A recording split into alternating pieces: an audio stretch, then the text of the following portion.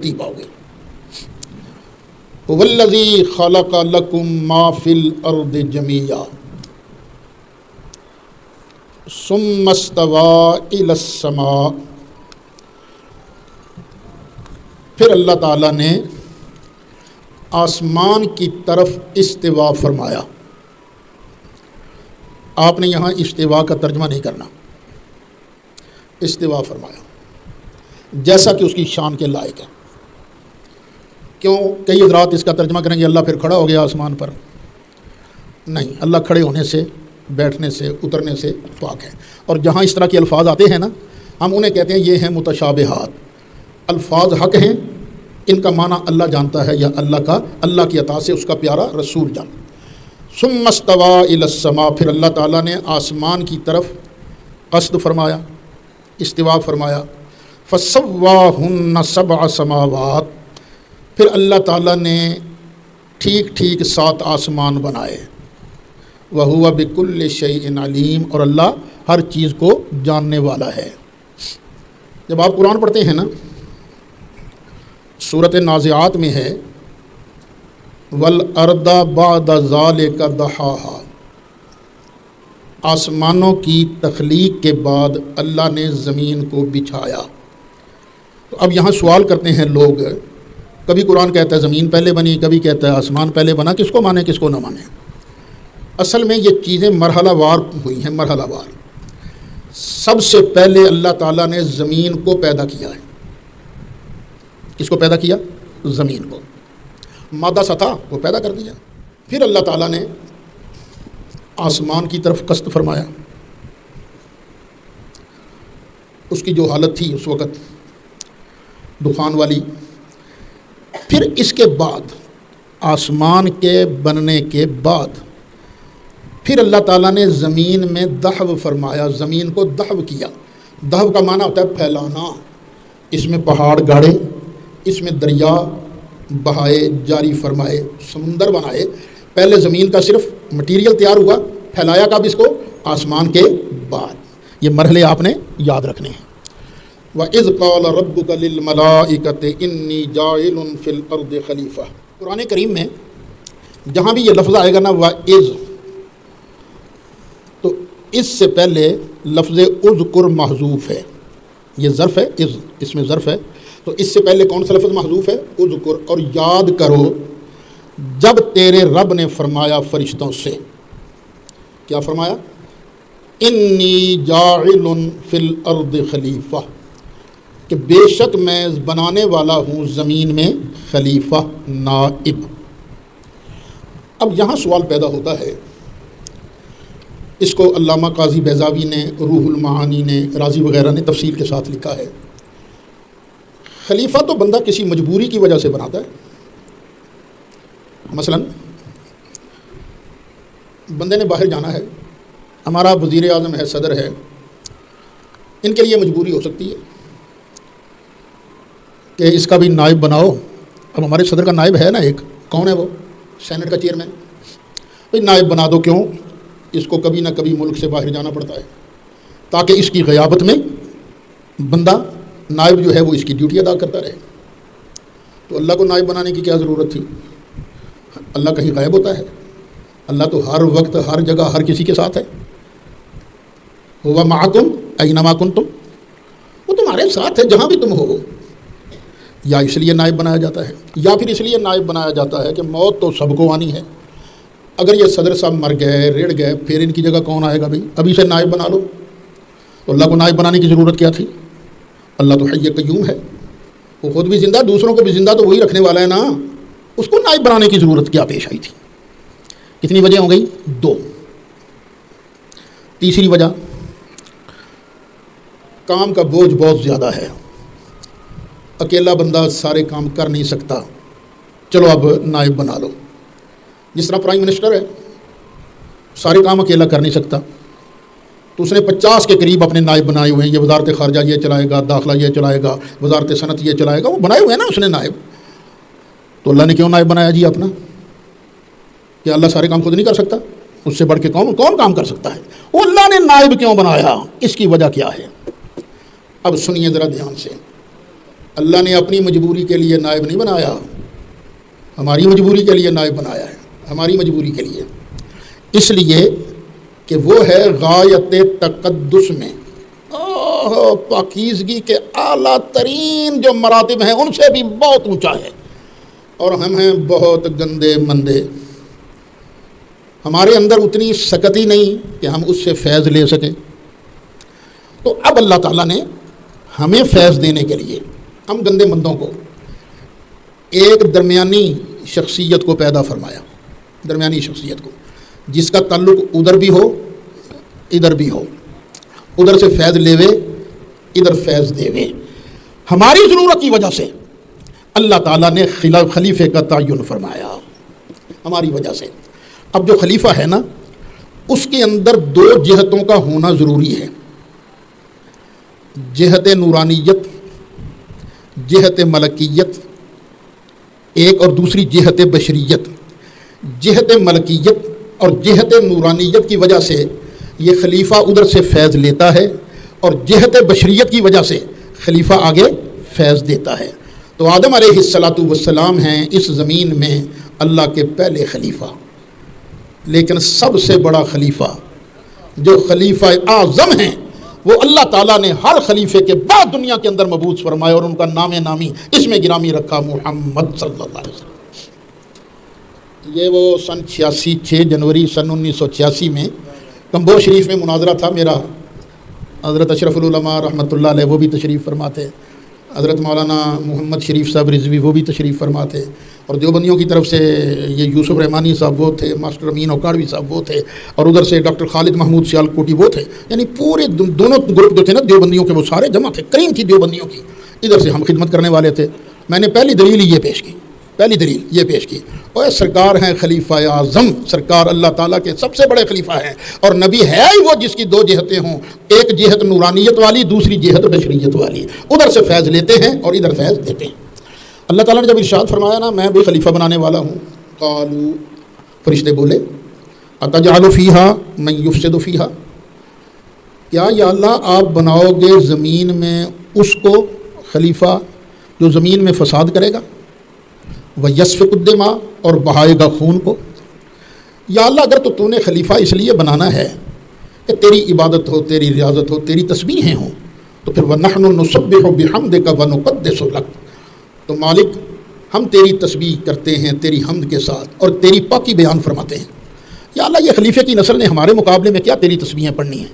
ایک تو ان کی عمریں چھوٹی چھوٹی، دوسرا مثلاً کسی کی 60 سال عمر ہے تو 60 سال لگاتار تو تیری تسبیح نہیں پڑھ سکتا نا، وہ تو سوتا بھی ہے، ایک آدمی اوسطاً 8 گھنٹے سوتا ہے، تو 60 سال عمر ہوئی تو 20 سال تو سوتے میں اس نے گزار دیے نا، اور باقی رہ گئی عمر 40 سال، اور باقی جو عمر ہے وہ بھی یہ نہیں کہ پیدا ہوتے ہی اس نے عبادت کرنی شروع کر، وہ ہوش میں آتے آتے 7-8 سال ادھر گزر گئے۔ تو پھر یا اللہ وہ شادی بھی کرائے گا، وہ دنیا داری بھی کرے گا، ہر وقت تو نہیں نا تیری تسبیح کر سکتا، تو یا اللہ وَنَحْنُ نُسَبِّحُ بِحَمْدِكَ وَنُقَدِّسُ لَكَ، اللہ نے فرمایا بات سنو، قَالَ إِنِّي أَعْلَمُ مَا لَا تَعْلَمُونَ، جو میں جانتا ہوں نا وہ تم نہیں جانتے، اور میں نے یہ زمین بنائی ہے اپنے محبوب کے لیے، میں نے آسمان بنایا ہے تو محبوب کے لیے، میں نے جنت بنائی محبوب کے غلاموں کے لیے، میں نے دوزخ بنائی تو محبوب کے ویریوں کے لیے، تو فرشتوں اس محبوب نے تم میں سے تو ہو کر نہیں آنا نا، میں نے تو اس محبوب کو اسی خلیفے کی نسل میں سے بھیجنا ہے۔ انی اعلم ما لا تعلمون، جو میں جانتا ہوں تم نہیں جانتے۔ ٹھیک ہے، مالک بنا۔ اب دوسرا مرحلہ آیا، آدم علیہ السلام بن گئے، پھر وعلم آدم الاسماء کلها، پھر اللہ تعالیٰ نے سکھا دیے آدم کو نام، اسماء جمع کا صیغہ ہے، اس پر الف لام بھی ہے، پھر اس کے بعد کلہا یہ تاکید بھی ہے، کوئی ایک چیز ایسی نہیں رہ گئی جس کا نام اللہ نے جناب آدم علیہ السلام کو نہ سکھایا، ہر چیز کا نام، اس کی خصائص، اس کے خصائل، یہ سارے کے سارے اللہ تعالیٰ نے حضرت آدم علیہ السلام کو سکھا دیے۔ آدم علیہ السلام کو اللہ تعالیٰ نے ہر چیز کا نام سکھایا تھا، تو محبوب علیہ السلام کو کیا سکھایا؟ وَعَلَّمَكَ مَا لَمْ تَكُنْ تَعْلَمْ، محبوبہ تو جو بھی نہیں جانتا تھا نا اللہ نے سب کچھ سکھا دیا ہے۔ وَكَانَ فَضْلُ اللَّهِ عَلَيْكَ عَظِيمًا، اور یہ تجھ پر اللہ کا بہت بڑا فضل ہے۔ اب دیکھیے حضرت آدم علیہ السلام کے بارے میں اللہ یہ فرماتا ہے وَعَلَّمَ آدَمَ الْأَسْمَاءَ كُلَّهَا، لیکن اس کے بعد یہ نہیں کہا کہ میرا جناب آدم پر بہت بڑا فضل ہے، لیکن جب محبوب کو علم سکھانے کی باری آئی نا، فرمایا وکان فضل اللہ علیہ عظیما، محبوبہ یہ تجھ پر بہت بڑا فضل ہے۔ پتہ چلا سرکار کی عظمت جناب آدم علیہ السلام کی عظمتوں سے کہیں زیادہ ہے۔ ثم عرضهم علی الملائکہ، پھر اللہ تعالیٰ نے وہ چیزیں سامنے رکھی فرشتوں کے، وقال انبئونی باسماء ہؤلاء، اور فرشتوں ذرا ان چیزوں کے نام تو بتاؤ، ان چیزوں کے نام کیا ہیں؟ ان کنتم صادقین، اگر تم سچے ہو، تمہارا دعوت ہے نا کہ ہم اس سے بہتر خلافت کی صلاحیت رکھتے ہیں، تو ذرا بتاؤ نا ان چیزوں کے نام کیا ہیں۔ قالوا سبحانک لا علم لنا، انہوں نے کہا یا اللہ تجھے پاکی ہے، تیرے اندر کمی کوئی نہیں، ہمیں تو ان چیزوں کا علم ہی نہیں ہے نا، یہ جو نام ہے تو مجھ سے ہم سے پوچھ رہا، ہمیں تو ان کا علم نہیں، الا ما علمتنا، ہاں یا اللہ ہمیں تو صرف اتنا پتہ ہے جتنا تو نے سکھایا ہے، انک انت العلیم الحکیم، بے شک تو علم والا ہے، حکمتوں والا ہے۔ یعنی قرآن کی روح سے یہ پتہ چلا کہ فرشتوں نے چیزوں کے نام بتانے سے عذر کیا تھا، یا اللہ چونکہ ہمیں علم ہی نہیں، تو خبر تو وہی دیتا ہے نا جس کے پاس علم ہو، ہمیں چونکہ علم نہیں اس لیے ہم خبریں نہیں دے سکتے۔ تو آدم علیہ آگے آئے گا، آدم علیہ السلام نے پھر خبریں دیں، کیوں؟ ان کے پاس علم تھا۔ باقی انشاءاللہ گفتگو آگے کریں گے۔ مولا یصلی و آدم علیہ السلام کو کائنات کی ہر چیز کا نام ہر بولی میں سکھا دیا تھا۔ قیامت تک جتنی لغات بننی ہیں یا بنی ہیں، اللہ نے جناب آدم علیہ السلام کو ہر چیز کا نام سکھایا۔ سکھانے کے بعد ثم عرضهم علی الملائکہ، اللہ تعالیٰ نے وہ چیزیں فرشتوں کے سامنے رکھیں۔ فقال، تو پھر فرمایا انبئونی باسماء ہؤلاء، یہ جو چیزیں ہیں ان چیزوں کے ناموں کی مجھے خبر دو، بتاؤ ان چیزوں کا نام کیا ہے۔ ان کنتم صادقین، اگر تم سچے ہو، تمہارا یہ دعویٰ تھا نا کہ ہم اس سے بہتر تسبیحیں پڑھ سکتے ہیں، اور اندر دعویٰ کیا تھا؟ خلافت کے لائق تو ہم ہیں کیونکہ ہم زیادہ تسبیحیں پڑھ سکتے ہیں۔ جب اللہ تعالیٰ نے چیزیں سامنے رکھیں، فرمایا ان چیزوں کے نام بتاؤ۔ قالوا سبحانک، انہوں نے عرض کیا مالک تو ہی پاک ہے، ہر عیب سے، ہر نقص سے، ہر کمی سے تو پاک ہے۔ لا علم لنا الا ما علمتنا، مالک ہمیں تو صرف اتنا ہی علم ہے جتنا تو نے ہمیں عطا کیا ہے، ان چیزوں کے ناموں کو تو نے ہمیں عطا ہی نہیں کیا، ہمیں تو ان کی کوئی خبر نہیں۔ انک انت العلیم الحکیم، بے شک تو علم والا ہے، حکمت والا ہے۔ اب اس کے بعد اللہ تعالیٰ نے فرمایا قال یا آدم، فرمایا اے آدم انبئہم باسمائہم، چلو ان کو ان چیزوں کے ناموں کی خبر دو۔ بس اللہ نے فرمایا، آدم علیہ السلام نے فر ان چیزوں کے ناموں کو بیان کرنا شروع کر دیا، اس کا یہ نام ہے، اس کا یہ نام ہے، اس کا یہ نام ہے۔ فلما انبأہم باسمائہم، پھر جب آدم علیہ السلام نے ان چیزوں کے نام بتا دیے، قال، اللہ نے فرمایا الم اقل لکم، کیا میں تمہیں نہیں کہا کرتا تھا انی اعلم غیب السماوات والارض، کہ بے شک آسمانوں اور زمین کی ہر چھپی بات کو میں جاننے والا ہوں، میں جانتا ہوں۔ وَأَعْلَمُ مَا تُبْدُونَ وَمَا كُنْتُمْ تَكْتُمُونَ، اور میں اس چیز کو بھی جانتا ہوں جو تم نے ظاہر کی تھی، وَمَا تَكْتُمُونَ، اور جسے تم نے ظاہر نہیں کیا تھا نا، اندر رکھا تھا، میں اس کو بھی جانتا ہوں۔ اب یہ بھی اللہ تعالیٰ اپنی توحید کی واحد ہونے کی دلیل دے رہا ہے۔ الہ وہ ہوتا ہے جو آسمانوں زمینوں میں ہر چیز کی ہر وقت خبر رکھتا ہو، جس کی یہ شان نہ ہو وہ الہ نہیں ہوتا۔ اور میں کیونکہ میں ہی جانتا ہوں نا، اس لیے عبادت فرشتوں کی مت کرو لوگوں، کیونکہ مکہ کے مدینہ طیبہ کے کچھ لوگ فرشتوں کو بھی تو خدا کا بیٹا کہتے تھے نا، بیٹیاں کہا کرتے تھے، عبادت کرتے تھے۔ تو بھئی ان کی عبادت نہیں کرنی، عبادت کس کی کرنی ہے؟ صرف اور صرف اللہ وحدہ لا شریک کی۔ میرا ایک مرتبہ مناظرہ تھا، ایک جگہ ہے آج کل ضلع چنیوٹ میں ہے، وہ نام میں بھول رہا ہوں، وہاں نبی کریم علیہ السلام کے علم غیب شریف کے متعلق میرا مناظرہ تھا، اور مد مقابل تھے دیوبندی مولوی صاحب یوسف رحمانی صاحب۔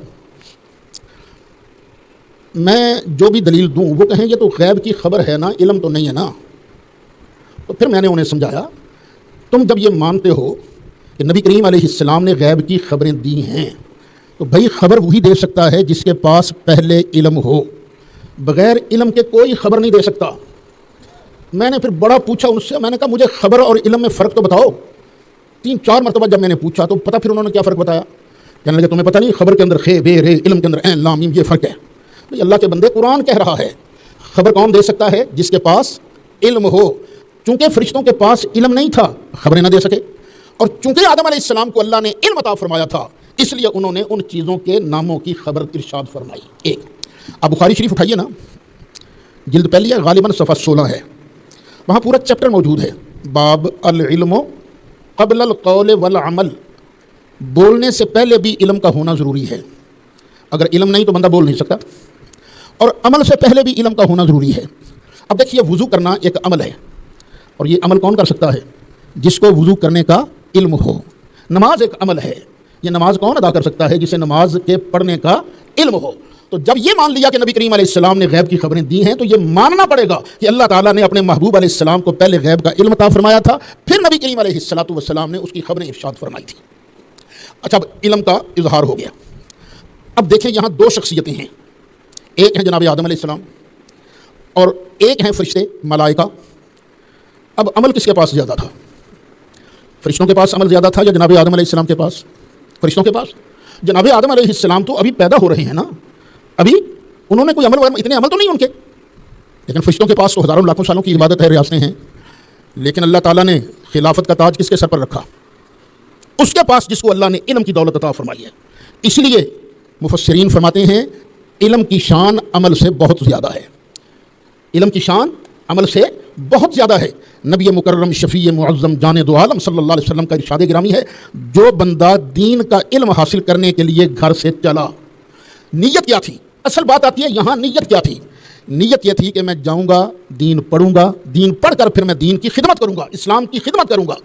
اس نیت سے پڑھنے کو چلا، ابھی مدرسے پہنچا نہیں، رستے میں موت آ گئی تو سرکار فرماتے ہیں مات شہیدہ، اللہ اسے شہادت کی موت عطا فرماتا ہے۔ تو علم کوئی معمولی چیز نہیں ہے۔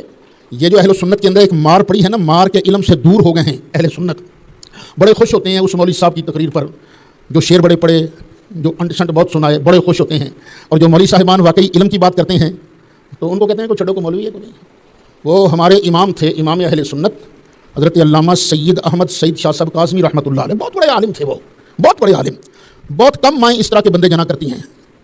سنا ہے جنگ یہ عیدگاہ تشریف لائے 10 محرم کا دن تھا، تقریر فرما رہے تھے، ایک بندہ کھڑا ہو گیا، سید سنیندہ تے بڑا ہائی پر شہادت تے کہیں نہیں سنا دی، بس علم کا معیار یہ رہ گیا ہے کہ واقعات شہادت سنائے جائیں تو بس یہی عالم ہے۔ اور علم جو اس میں ہے نا، اس کے اندر اصل علم کا خزانہ یہ ہے۔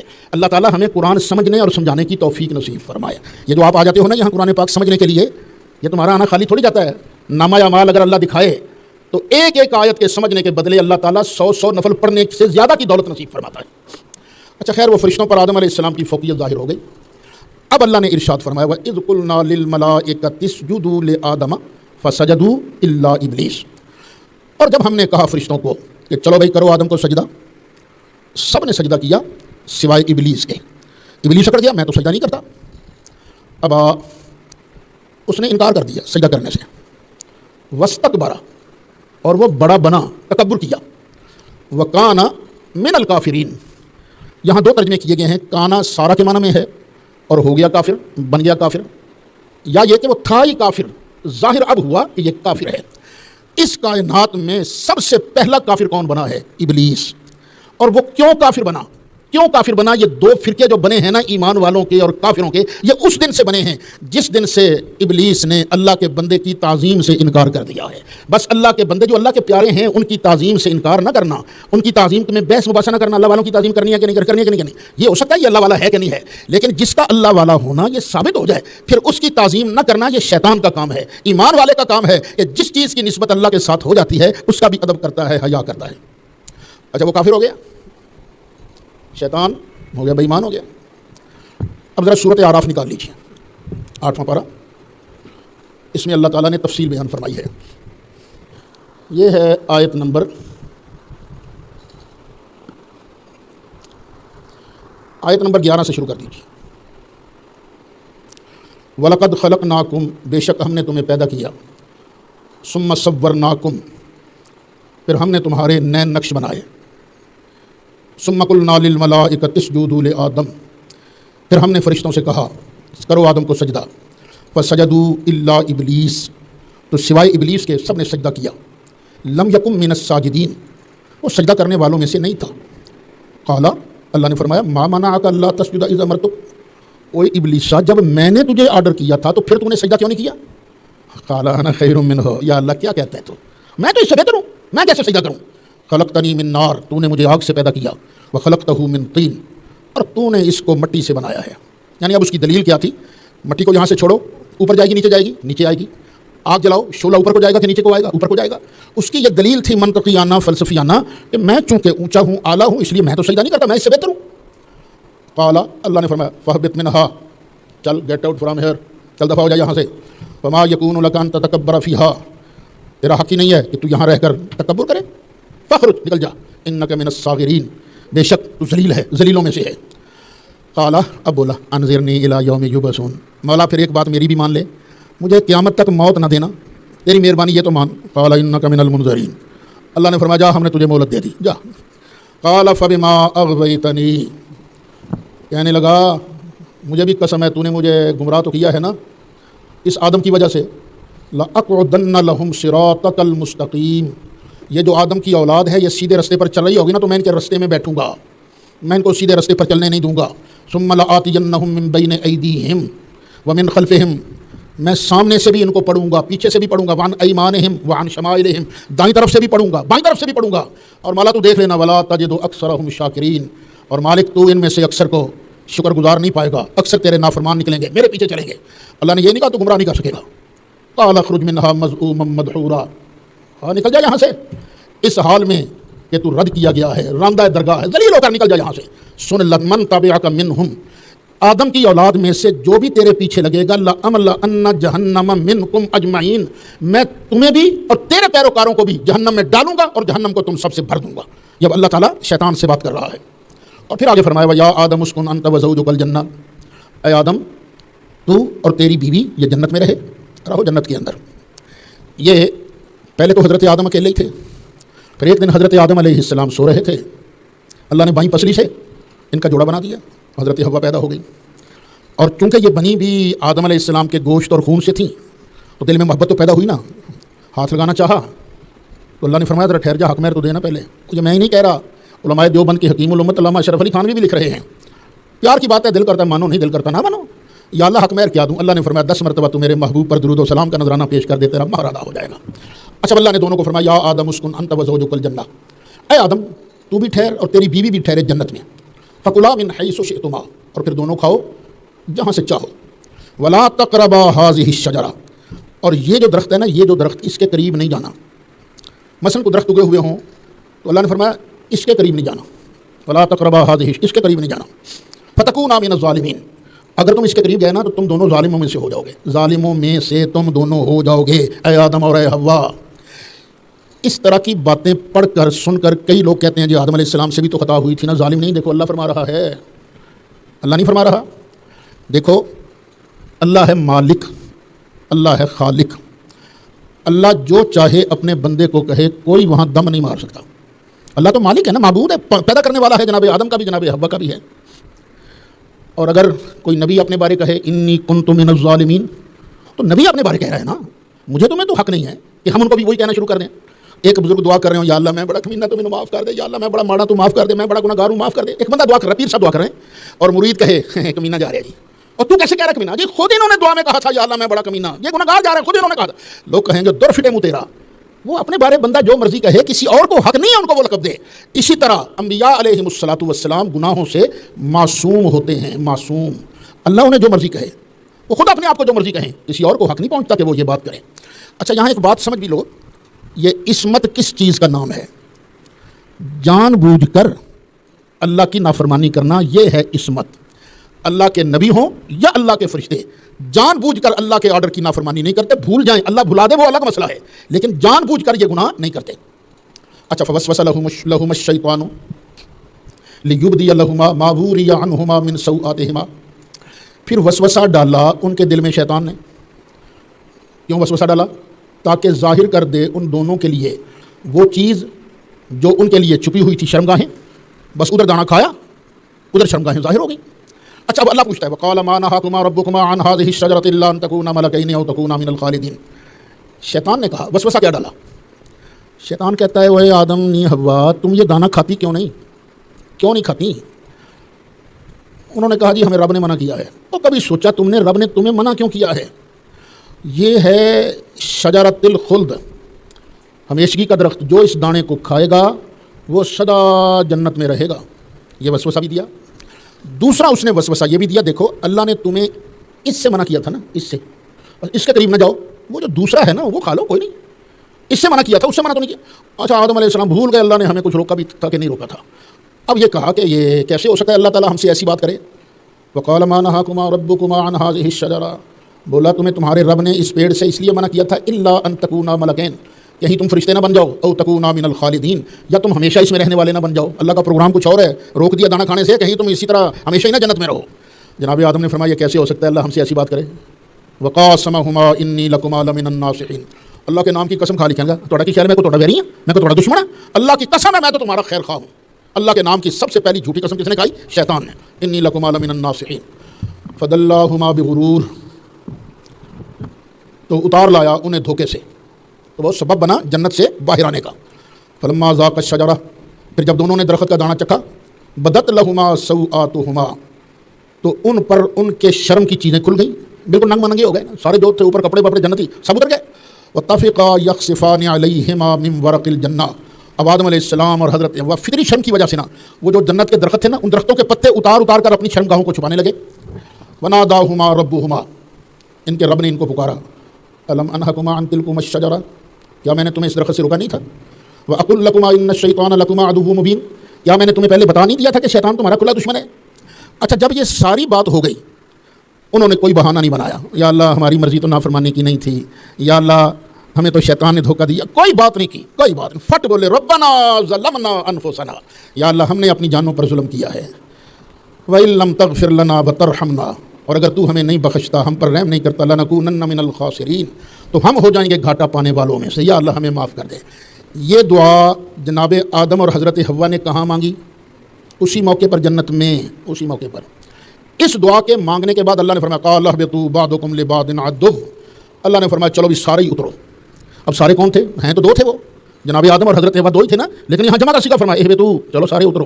سارے کون؟ ہم بھی تو ادھر ہی تھے نا، جناب آدم علیہ السلام کی پشت میں ہم سارے ہی تھے نا. تو ان ساروں میں مومن بھی، ان ساروں میں کافر بھی. اب یہ نہیں کہنا چاہیے کہ آدم علیہ السلام نے ہمیں جنت سے نکالا، یہ نہیں کہنا چاہیے، بلکہ یہ کہنا چاہیے ان کافروں نے ہمیں جنت سے نکالا. ان کی وجہ سے نا آدم علیہ السلام کو اللہ نے زمین میں بھیج دیا، چلو اے کافرو تم زمین پر رہ جانا اور میرے پیارے پھر میرے پاس آ جائیں گے. اہبطوا بعضکم لبعض عدو ولکم فی الارض مستقر ومتاع الی حین، اور تمہارے لیے زمین میں ہے ٹھکانہ اور برتنا ہے ایک مدت تک، جو تمہارا وقت معین ہے. اچھا یہ میں نے اتنی لمبی سورہ اعراف کی آیتیں اس لیے سنائیں کہ اس میں ایک تو ڈیٹیل بیان ہوئی ہے، دوسرا یہ بتانا مقصود ہے کہ یہ ربنا ظلمنا انفسنا، یہ دعا جناب آدم علیہ السلام نے کہاں مانگی ہے؟ جنت میں. اب آ جاؤ پھر پہلے پارے پر جو سبق ہے وہاں آ جاؤ.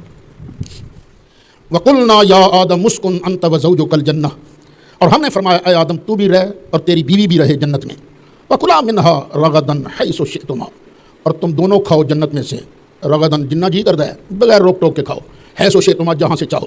ولا تقربا هذه الشجرہ، اور اس درخت کے قریب نہیں جانا. یہ درخت کون سا تھا ہمیں نہیں پتا، اللہ رسول نے نہیں ہمیں بتایا تو ہم خاموش ہیں. باقی ٹامک ٹونگیاں ہیں، گندم کا تھا، پتہ نہیں انگور کا تھا، کاہے کا تھا، بس اس بحث میں نہیں پڑھنا، اس کا فائدہ کوئی نہیں. ہم تابع ہیں اس چیز کے جو اللہ تعالیٰ نے اور اس کے پیارے رسول علیہ الصلوۃ والسلام نے بتائی ہو. فأزلهما الشیطان عنہا، شیطان نے انہیں جنت سے پھسلا دیا. فأخرجهما مما كانا فيه، اور جہاں وہ رہتے تھے شیطان نے ان دونوں کو وہاں سے نکلا دیا. وقلنا اهبطوا بعضكم لبعض عدو، اور ہم نے فرمایا اترو، تم میں سے بعض کے دشمن ہوں گے، جو اترو سارے، تم سارے اترو. آدم علیہ السلام کے اندر کافر بھی تھے، مومن بھی تھے، میں بھی تھا، آپ بھی تھے، سارے تھے، جو سننے والے ہیں سارے تھے. اللہ فرماتا بعضکم لبعض عدو، ایک دوسرے کے دشمن بھی ہو گئے. اب دیکھ لو ایک دوسرے کے دشمن ہیں کہ نہیں ہیں؟ دشمن مومن کافر آپس کے اندر لڑائی ہے، اور پھر مومنوں کی آپس میں لڑائی ہے، کئیوں کی لڑائی جد بازی کے ساتھ شروع ہو جاتی ہے. دشمن تو چل رہی ہے. وَلَكُمْ فِي الْأَرْضِ مُسْتَقَرٌ، اور تمہارے لیے زمین میں ایک مقررہ مدت تک رہنا ہے. وَمَتَاعٌ، اور نفع حاصل کرنا ہے، برتنا ہے، اِلیٰ حین، ایک مدت تک. وہ مدت کون سی ہے؟ جب تک سانس ہے. تم دنیا کی نعمتوں سے لطف اندوز ہوتے رہو گے، ادھر سانس نکلی ادھر کام ختم، بس اب دنیا کی نعمتیں نہیں، اب آخرت کے معاملات ہیں. فَتَلَقَّىٰ آدَمُ مِن رَّبِّهِ كَلِمَاتٍ فَتَابَ عَلَيْهِ، پھر سیکھ لیے آدم علیہ السلام نے اپنے رب سے چند کلمے. فَتَابَ عَلَيْهِ، تو اللہ تعالیٰ نے ان کلمات کی وجہ سے حضرت آدم کی توبہ کو قبول کر لیا. اِنَّهُ هُوَ التَّوَّابُ الرَّحِيمُ، بے شک وہ توبہ قبول فرمانے والا اور بڑا ہی مہربان ہے. وہ کلمات کون سے ہیں جن کلمات کی وجہ سے اللہ تعالیٰ نے حضرت سیدنا آدم علیہ السلام کی توبہ کو قبول فرمایا ہے؟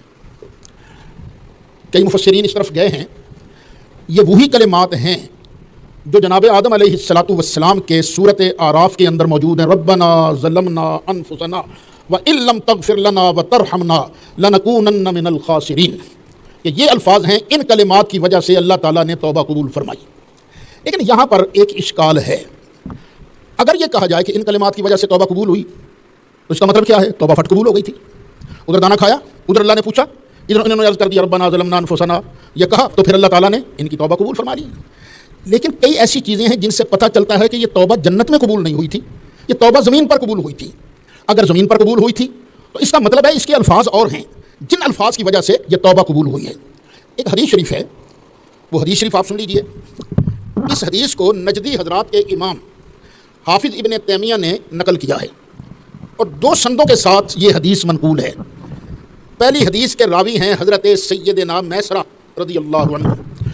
آپ فرماتے ہیں کہ میں نے عرض کیا یا رسول اللہ صلی اللہ علیہ وسلم، یہ تو فرمائیے آپ کب سے نبی ہیں؟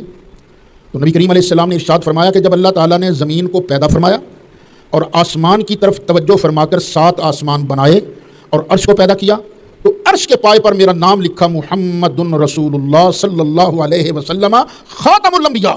اور اللہ تعالیٰ نے جنت کو پیدا کیا جس میں اس نے حضرت آدم اور حضرت حوا کو رکھا، تو میرا نام جنت کے دروازوں، پتوں، گنبدوں، خیموں پر لکھا۔ اس وقت حضرت آدم علیہ السلام ابھی روح اور جسد کے درمیان تھے۔ پھر جب اللہ تعالیٰ نے ان کو پیدا فرمایا، انہوں نے عرش پر میرا نام لکھا دیکھا، تو اللہ تعالیٰ نے ان کو بتایا کہ یہ تیری اولاد کے سردار ہیں۔ پھر جب شیطان نے ان کو دھوکہ دیا تو حضرت آدم علیہ السلام اور حضرت حوا نے اللہ تعالیٰ کی بارگاہ میں میرے نام کا وسیلہ پیش کر کے توبہ کی درخواست کی۔ فلما غرهم الشیطان تابا واستشفعا باسمی الیہ، فتاوی ابن تیمیہ ہے، جلد 2 ہے، صفحہ 150 ہے۔ یہ ہے ایک روایت۔ اور دوسری روایت، امیر المومنین حضرت سیدنا عمر فاروق رضی اللہ عنہ ارشاد فرماتے ہیں کہ رسول اللہ صلی اللہ علیہ وسلم نے ارشاد فرمایا کہ جب آدم علیہ السلام سے خطا سرزد ہوئی تو انہوں نے اپنے سر کو اٹھا کر اللہ کی بارگاہ میں عرض کی، اے رب العالمین، محمد الرسول اللہ صلی اللہ علیہ وسلم کے وسیلے سے مجھے معاف فرما۔ تو اللہ تعالیٰ نے پوچھا یہ محمد کون ہیں؟ تو حضرت آدم علیہ السلام نے عرض کیا، رب العالمین، جب تو نے مجھے پیدا فرمایا تو میں نے اپنے سر کو تیرے عرش کی طرف اٹھایا تو مجھے وہاں لکھا ہوا نظر آیا لا الہ الا اللہ محمد الرسول اللہ صلی اللہ علیہ وسلم، تو مجھے معلوم ہو گیا کہ بے شک یہی تیری ساری مخلوق میں تیرے نزدیک مکرم ہے، اس لیے کہ تو نے ان کے نام کو اپنے نام کے ساتھ ملایا ہے۔ اب دیکھیں، لا الہ الا اللہ محمد الرسول اللہ، اللہ کا نام اور نبی کریم علیہ السلام کا نام اکٹھا ہے۔ تو اللہ تعالیٰ نے ارشاد فرمایا، پیارے آدم، ہاں میں نے تیری بخشش کر دی اور یہی تیری اولاد میں سے سب سے آخری نبی ہوں گے، اگر یہ نہ ہوتے تو میں تجھے پیدا نہ کرتا، لولا ہو ما خلقتک۔ یہ بھی فتاوی ابن تیمیہ جلد 2 صفحہ 151۔ پہلی حدیث تھی صفحہ 150 والی، اب یہ حدیث ہے صفحہ 151 والی۔ حافظ ابن تیمیہ ان دونوں حدیثوں کو نقل کرتے ہوئے کہتے ہیں فہذا الحدیث یؤید الذی قبلہ، یہ جو بعد والی حدیث ہے نا، حدیث سے حضرت عمر، یہ پہلی حدیث حضرت میسرہ والی حدیث کی تائید کر رہی ہے۔ وہما تفسیر للاحادیث الصحیحہ، اور یہ دونوں حدیثیں صحیح حدیثوں کی اسی تفسیر کر رہی ہیں۔ پتہ یہ چلا کہ ابن تیمیہ کے نزدیک یہ دونوں حدیثیں من گھڑت نہیں۔ امام حاکم نے ان حدیثوں کے بارے کہا یہ صحیح ہیں، ذہبی نے کہا نہیں یہ من گھڑت حدیثیں ہیں، لیکن ابن تیمیہ کے اس ارشاد سے معلوم ہوا کہ یہ دو حدیثیں من گھڑت نہیں۔ کیوں؟ یہ ایسی حدیثیں ہیں جن کو بطور دلیل پیش کیا جا سکتا ہے۔ یہ حدیث ایک مختلف سند کے ساتھ مستدرک کے اندر بھی موجود ہے، مستدرک امام حاکم جلد 2 صفحہ 615، الوفاء الوفا جلد 4 صفحہ 1371۔ اچھا، امام زرقانی رحمۃ اللہ علیہ بہت بڑے محدث ہیں، مالکی تھے، جو سیرت مبارکہ کی سب سے بہترین کتاب ہے نا المواہب الدنیا امام قسطلانی کی، امام زرقانی نے اس کی شرح کی ہے۔ جب یہ بحث آئی نا تو امام زرقانی نے آگے ایک اور بات لکھی کہ اللہ نے پتہ کیا فرمایا، اے آدم، ہم نے تیری دعا کو قبول کر لیا، اگر تو محمد صلی اللہ علیہ وسلم کے وسیلہ سے ہماری بارگاہ میں زمین و آسمان والوں کی سفارش کرتا تو ہم تیری سفارش کو قبول کر لیتے۔ اے آدم، تو نے تو صرف اپنی توبہ کی درخواست پیش کی ہے، لیکن اگر تو اپنی ساری اولاد آدم کی زمین و آسمان والوں کی سفارش کرتا تو اس مقدس نام کے صدقے ہم تیری سفارش کو قبول کر لیتے۔ زرقانی علی المواہب جلد 1 صفحہ 62۔ یہاں نجدی حضرات ایک اعتراض کریں گے، وہ کہیں گے کہ حافظ ذہبی نے تو اس حدیث کو من گھڑت کہا ہے، موضوع کہا ہے۔ اچھا، من گھڑت کہنے کے لیے نا کچھ دلیل چاہیے، راوی خود بیان کرے کہ میں نے اس حدیث کو گھڑا ہے، یہ بیان کرے، یا کوئی اور وزنی شہادتیں ملیں کہ یہ حدیث گھڑی گئی ہے، وگرنہ یہ من گھڑت کہنا یہ تکاشائی ہے، سینہ زوری ہے۔ سوال ہوا کہ ذہبی نے تو اس حدیث کو من گھڑت کہا ہے، تو ہمارے بزرگوں نے پتہ کیا جواب دیا اس کا، تو یار ذہبی نے من گھڑت کہا ہے نا، لیکن پھر بھی اس کی نورانیت میں ذرا فرق نہیں آتا، اس لیے کہ امام زرقانی فرماتے ہیں کہ میں نے اس حدیث کو امام بہقی کی کتاب دلائل النبوت سے نقل کیا ہے۔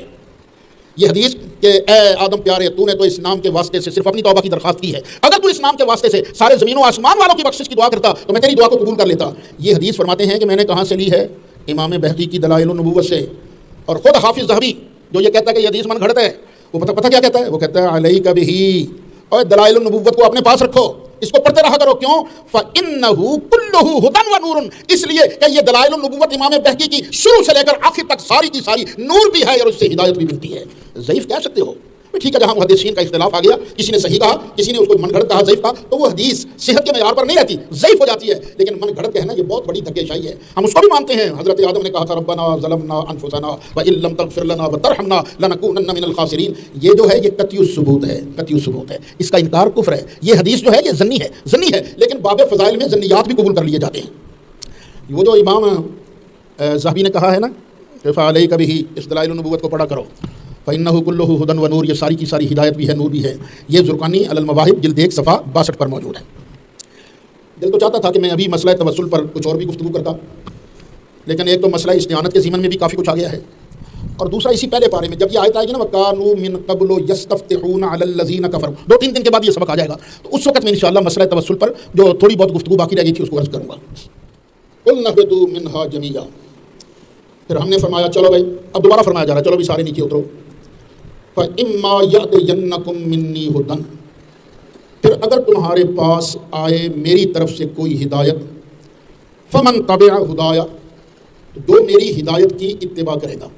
چلو سب روحوں کو کہا گیا نا چلو نیچے اترو، پھر سب کو فرمایا گیا کہ گاہے گاہے تمہارے پاس ہمارے نبی تشریف لاتے رہیں گے، ہدایت لے کے آتے رہیں گے، تو جو بھی اس ہدایت کی پیروی کرے گا فَلَا خَوْفٌ عَلَيْهِمْ، تو ان پر کوئی ڈر نہیں ہوگا، وَلَا هُمْ يَحْزَنُونَ، اور نہ ہی یہ غمگین ہوں گے۔ نبی کریم علیہ السلام کی اتباع کرنے والے کو اللہ یہ مقام دیتا ہے کہ نہ اس پر کوئی خوف نہ اس پر کوئی غم۔ اور یہ کون لوگ ہیں؟ الا ان اولیاء اللہ لا خوف علیہم ولا هم يحزنون الذین آمنوا وکانوا یتقون، تو جو بھی اتباع کرے گا ہمارے نبی کی ہدایت کی تو اس پر کوئی ڈر نہیں ہوگا اور وہ غمگین نہیں ہوں گے۔ ہر دور میں کم از کم 7 ایسے افراد موجود رہے ہیں